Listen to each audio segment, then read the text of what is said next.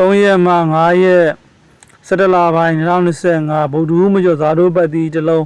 ဆရာတင်ပေးလိုက်ပြီကွာနော်ဇာတို့ပတ်တီ3ရက်ပတ်တီဆရာတင်ပေးလိုက်ပြီကွာနော်တပတ်စာမွေးကနန်း3ခွက်လည်းဆရာတင်ပေးထားတယ်ကွာနော်ဆရာရဲ့ YouTube ကောက်လေးကိုအမြဲတမ်းမြင်အောင်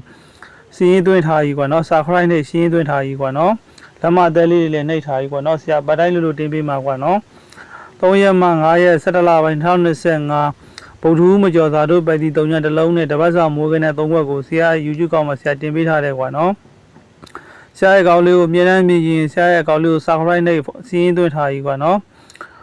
ဆရာရဲ့ကဏ္ဍလေးတွေနဲ့အားလုံးပဲစီမီကြပါစေကွာနော်ဆရာရဲ့ကဏ္ဍတွေတရားရန်ကုန်ထွက်မှာကဏ္ဍနေမလို့ဆရာတင်ပေးထားတယ်ကွာနော်ရဲသာလိုက်ထားကြီးကွာနော်